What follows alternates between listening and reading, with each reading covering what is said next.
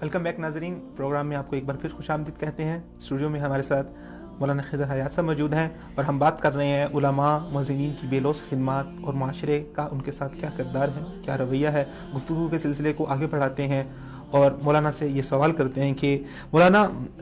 جس طرح کہ ہم پہلے اس سلسلے میں بات کر چکے ہیں کہ ہم نے علماء مؤذنین کو صرف اور صرف 3 کاموں کی حد تک محدود کر کے رکھ دی ہے۔ ایک تو صرف ان کا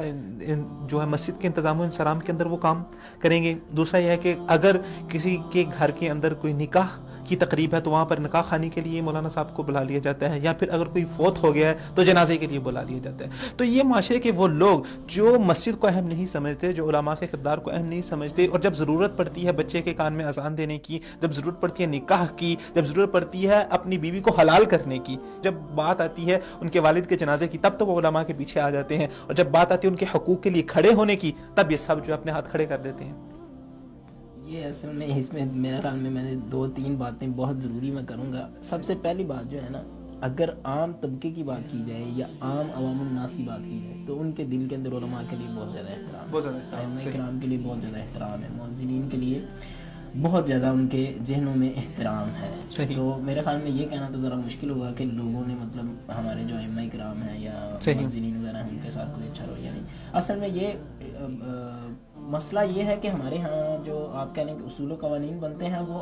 ہم کہنے کو تو ہم جمہوری لوگ ہیں نا، جمہوریت ہے اور اکثریت ہے سارا کچھ، لیکن جو قوانین بنتے ہیں وہ ان میں اکثریت کا خیال تو نہیں نہ رکھا جاتا۔ آپ کو بالکل سامنے ہے، میں سمجھتا ہوں اگر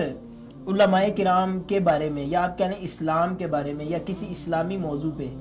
کوئی بھی قانون بنانے کے لیے اگر اکثریت کا خیال رکھا جائے تو ہو ہی نہیں سکتا کہ اسلامی جمہوریہ پاکستان کے اندر اسلام کے مخالف کوئی قانون بن جائے۔ دوسری بات یہ ہے، یہ جو آپ کہہ رہے ہیں نا کہ علماء کرام کا یا مسجد کے جو امام صاحب یا مؤذن صاحب ہیں ان کا کردار بڑا محدود ہو گیا، اس میں دونوں پہلو ہیں۔ صحیح، ہمارے جو امام صاحب ہیں، جو مؤذن صاحب ہیں نا، وہ بھی تو اپنی قدر کو نہیں نہ سمجھتے۔ بالکل، وہ بھی یہ بھی ایک بہت بڑا مسئلہ ہے۔ بہت سارے لوگ ایسے ہیں، اصل میں نا یہ دونوں طرف سے آپ کہنے کہ کوتاہی ہوئی ہے۔ ایک تو یہ ہے کہ عام معاشرے میں بھی مسجد کے کردار کو نظر انداز کر دیا گیا، دوسری طرف جو اس